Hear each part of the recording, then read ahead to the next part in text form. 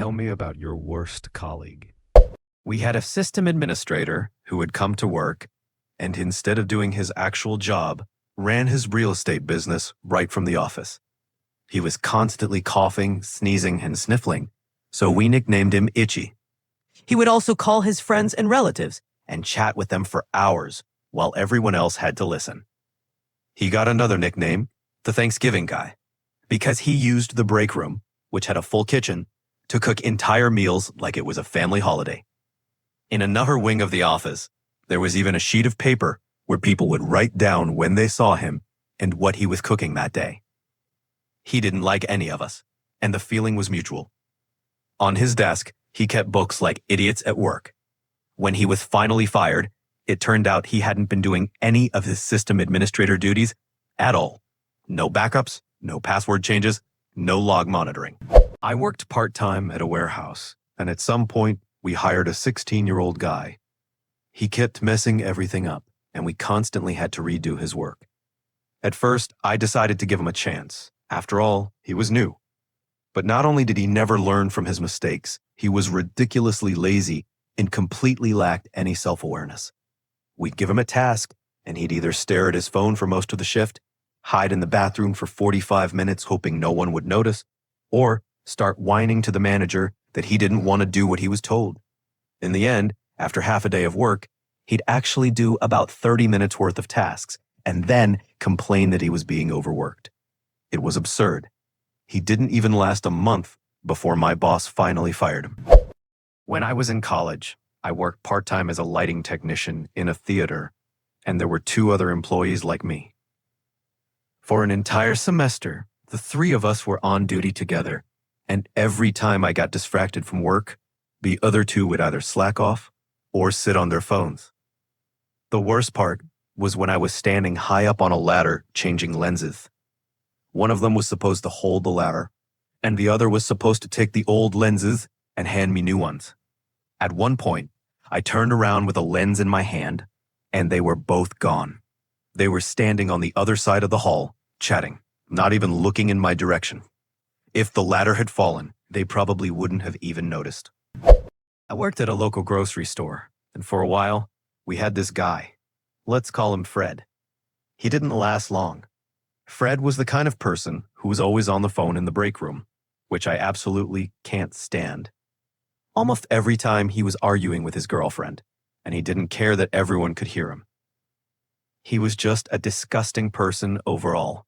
He ate with his mouth open, smacked his food loudly, wiped his boogers everywhere, and once tried to flush a frozen Hot Pocket down the toilet. Naturally, that didn't end well. The restroom near the break room had to be closed. Surprisingly, he wasn't fired for that. He got fired later when his former high school teacher came into the store, and he threw a bag of potatoes at her. The woman was elderly and ended up seriously injured. They had to call an ambulance and the police. I don't know what happened to her afterward, but Fred ended up in jail, not just for assaulting his teacher, but also because he later attacked his own lawyer. Fred being Fred. I once had an assistant who tried to sabotage me to take my position. Some coworkers warned me because he was even trying to drag them into his little conspiracy. Thanks to office politics, I eventually got demoted. But I volunteered to work the same weekend shift that he covered, just the opposite hours. We worked 12-hour shifts, and after a few times when he handed over his shift by phone, which was strictly forbidden, I decided to show up 4 hours early one day. Sure enough, he wasn't there, but right on time, I got a call from him pretending he was still on duty. I immediately reported it to security. They reviewed the footage, and that was it. He finally got fired. Once about the easiest job in the world, a janitorial shift at a university. The duties were minimal, and for most of the shift, you could just chat, do homework, or watch Netflix. The only real rule was to stay on campus and be there to lock up the building after classes. One weekend, the student and his brand new wife were assigned to the shift. Soon, our boss started getting complaints. Doors weren't opened, restrooms were out of paper, and no janitors were anywhere to be found. Every time he confronted them, they swore they were on campus the whole time. The truth came out when they got into a car accident on their way back from Las Vegas, a good 8 to 10 hours away, during the very shift they were supposed to be working. They even told the boss about the accident as the reason they couldn't come in the next day. Idiots. Naturally, they were fired on the spot. An MMA fighter with severe post-traumatic stress disorder, PTSD, although frankly, he seemed crazy even before the war. I have dark skin, and I think that's why he threatened me several times a day right at work. Once, he'd even put me in a chokehold just for fun. 2 colleagues barely pulled him off me while he laughed hysterically. Sometimes he punched me in the ribs, in places that never bruised. Our boss, a former U.S. Army Ranger whom I truly respected, continued to protect this psycho, and I never understood why. Finally, after 2 years of this hell, the guy was finally fired and ended up in prison. But those 2 years were a real nightmare. She was a woman in her 50s. We worked together in a doctor's office. She was never at fault for anything, couldn't handle even the slightest bit of criticism, and constantly complained about literally everything. One of the kindest coworkers I've ever had, a woman about her age, so it wasn't an age thing, regularly became the target of her accusations. Since she never took responsibility for anything, the same problems kept happening over and over again. After a couple of years of constant tension, the 2 of them started arguing frequently. One day, the kind coworker went out to her car to get her medication to calm down, and that unbearable woman ran straight to the boss and HR, claiming she thought the other woman had gone to get a gun to attack her. Of course, the kind coworker didn't even own a gun, but in the end, she was the one who got fired. I was absolutely shocked. Any remaining respect I had for that woman vanished instantly. In my entire life, I've met a lot of unpleasant people, but she was a true nightmare, toxic, pathetic, and able to cry on cue whenever she needed to play the victim. It took me far too long to figure this out. Chronic complainers, the whiners who are always gossiping to the bosses, tattling on coworkers, and looking for any excuse to make themselves look good, are poison in any workplace. I used to think business owners could see right through them, that they'd realize these people are lazy, dishonest, and toxic, ruining the environment for everyone else. But unfortunately, every single time, it turned out to be the opposite. The ones who spread the most dirt always got away with it. They stayed untouched while driving out the hardworking, honest employees. And the worst of them, the ones stealing clients and money, were protected and even defended. The most disgusting realization was that the loudest complainers always win. They're the ones who make it to retirement, robbing the company blind. The worst of them all was one guy I worked with for nearly 10 years. He was an absolute monster, prone to violent fits of rage, throwing chairs and monitors, knocking over shelves full of expensive goods, and yelling at subordinates like they were children. I kept waiting for the boss to finally see through him and fire him. After 10 years, I left the company, but stayed in touch with the owners and managers, whom I considered friends. About another decade later, I stopped by the old store and heard that he had finally been fired. Turned out, over 20 years, he had embezzled a couple $100,000. But the real punch came when the owners came up to me and said, "We had to let him go. It turned out he stole nearly $250,000 from us. Can you believe he'd do that?" And I replied, "Oh, I absolutely can. That's exactly the kind of person he's always been. He never respected you or your business, and he had zero concept of morals or ethics. It's just a shame it took you 20 years to realize what everyone else saw within the first 3 weeks of working with him." After that conversation, I lost all my friends at that company. But I didn't feel sorry, nor did I pretend to be surprised. I even listed nearly 50 employees who had quit because of that guy, reminding the owners how angry they were when those same people started their own businesses and became competitors. But what's so surprising about that? Competing is a lot easier when you're not constantly covering for someone else's mess. Since then, I've learned one thing. If someone starts bad-mouthing coworkers to management, it has to be stopped immediately, and every lie must be countered. Because once those people pile up enough gossip, they'll start being believed, no matter the evidence. Every time a toxic employee asks to speak to the boss privately, assume you've already been convicted without knowing the charge and with no chance to defend yourself. Do what they do, or their lies will harden into truth and eventually become a massive, stinking pile of crap dumped on you. My former boss could be perfectly fine at times, but here's what eventually got her fired. She pushed her weird vitamin supplements on everyone and scolded you if you refused to take them. She forced us to attend her walking yoga classes, counting that time as part of our working hours. If she didn't like how you spoke to a customer, she would pinch you on the arm. At a conference, we had to share a hotel room. She slept completely naked, got drunk, went off to party with a random couple in their room, then came back and threw up all over the place.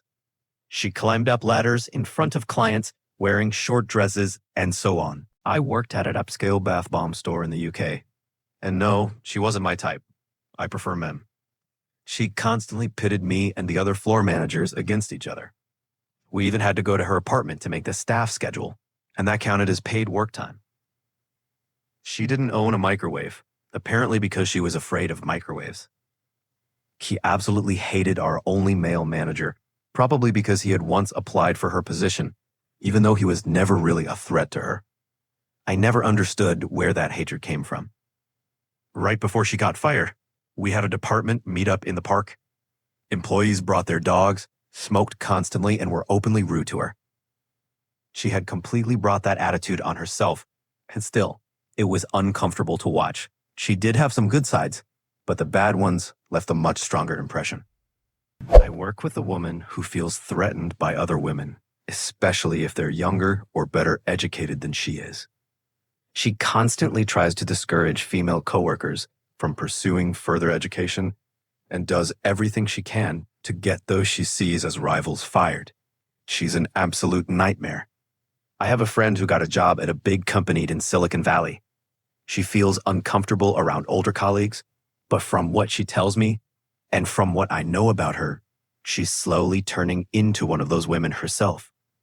She's talented, but she constantly needs validation of her own worth through her work. And in Silicon Valley, where everything runs on competition, coworkers are seen less as teammates and more as potential rivals, ready to take your place. I've told her many times, a 22-year-old graduate with fresh ideas isn't the threat.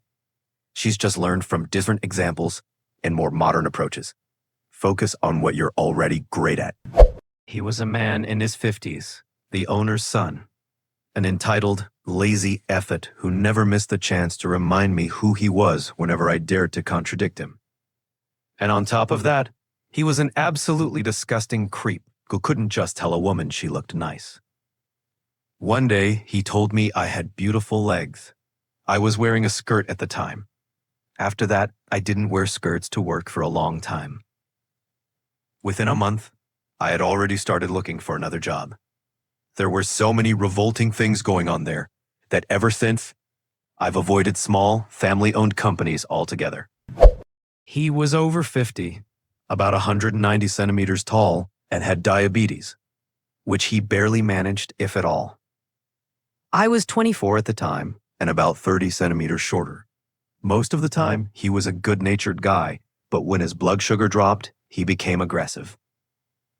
Once, he actually tried to hit me after I suggested he grab a Coke from the vending machine in the hallway. Thankfully, in that state, he was slow and clumsy. Another time, we were driving a work vehicle when it started making a strange noise. I suggested we stop by a garage, but he started yelling that it wasn't necessary and began punching the dashboard. We were heading into the middle of nowhere, and I didn't want to get stranded with no working radio if the car broke down. This guy was in the same flight training unit as me. He wasn't a bad person, just completely lacking any sense of awareness, and any interaction with him was exhausting and irritating. He'd already been dropped from another flight program before joining ours.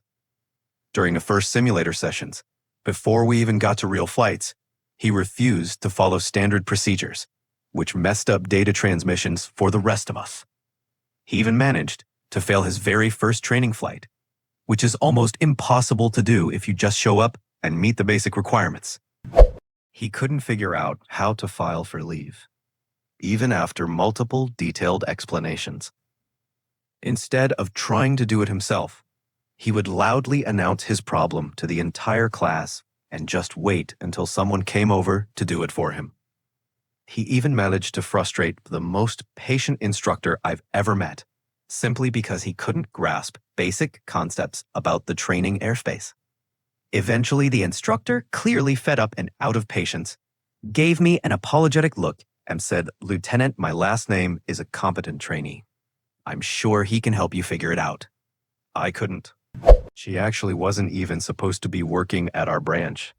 She'd been assigned to another one for manager training. But the previous manager there was still technically employed, and upper management decided there were already too many people at that location. So they temporarily transferred her to us. From day one, she had it out for me. I have no idea why. Maybe it was because of my serious face. People sometimes take that the wrong way. She started openly bullying me almost immediately. When I complained to my manager, she just shrugged. There was nothing she could do, because officially, that woman wasn't under her supervision. One day, the woman actually started shoving me and saying things like, "You got a problem? Let's step outside and settle it." She was twice my size, and I've never been in a real fight in my life, unless you count childhood scuffles with my brother. And I have pretty bad anxiety. So I just went to the restroom, called my boyfriend, and asked him to pick me up. I grabbed my stuff and left in the middle of the shift. Didn't say a word to anyone, just left her alone during peak hours. Later, a friend from that store told me that the manager didn't blame me and officially recorded that I quit for personal reasons. She was a good person. I don't hold anything against her. She really couldn't do anything. The higher-ups didn't care about that branch at all. Paychecks were constantly late. We weren't allowed to schedule more than 2 people per shift. Sometimes we didn't even have enough budget to order basic supplies or food stock. I'll never again work in a business owned by that man. Maybe I'd work for the same chain, but definitely not in any branch he controlled. We worked at a store that sold fairly expensive niche products. There were only 4 of us, including the owner. The woman in question was his right-hand person. At first, she seemed completely normal. Then, out of nowhere, I got fired. And a month later, another coworker was let go too. That left just the 2 of them. And whenever the owner was busy, she was basically running the store. It didn't last long though. He eventually realized that when he wasn't around, she'd been stealing merchandise worth hundreds, maybe even thousands of dollars.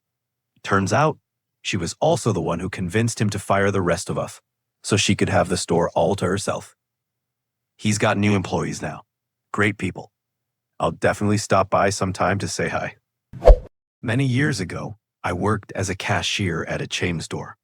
One day, a manager, someone I actually got along with, admitted that she'd been watching me on the security cameras for several months because the register kept coming up short. I told her, "Great, keep watching. I haven't taken anything." About a year later, after I'd already quit and moved away, I found out they had fired the accountant. Turns out, she'd been stealing about $1,000, literally taking the cash from my drawer, so it would look like I was the one doing it. She probably kept doing the same thing even after I left. That was such a low, despicable thing to do. A few years ago, at my old job, we hired a web developer who managed to yell at our CTO on her very first day because her mouse wasn't working. From the start, she wasn't just unpleasant, she was openly hostile to everyone she'd interacted with. One morning, I came in early, around 7 a.m., to run some tests, and found her already there. She was sitting at her desk eating chicken wings from 7-Eleven, washing them down with a 2-liter bottle of Diet Coke. Then she tossed the box of bones toward the trash, missed completely, and screamed at the top of her lungs, "God damn it!" Even though there were 3 of us in the office. We all tried to give her the benefit of the doubt. Maybe she was just having a hard time, or maybe she was one of those intense introverted programmers. Everyone went out of their way to be polite. But the final straw came when she snapped at one of the most well-liked guys in the office, a genuinely nice, respected tech. She started publicly berating him like some bitter school teacher because her internet connection was supposedly slow. She was fired less than 2 weeks after being hired. Also, she constantly smelled like rotten eggs and sour milk. We all tried to give her the benefit of the doubt. Maybe she was just having a hard time, or maybe she was one of those intense introverted programmers. Everyone went out of their way to be polite.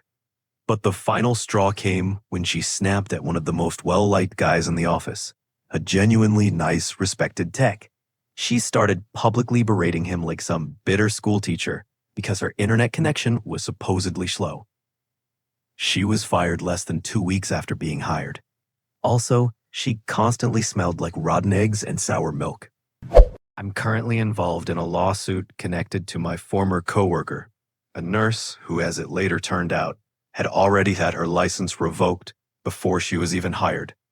Apparently, our HR department simply never bothered to check.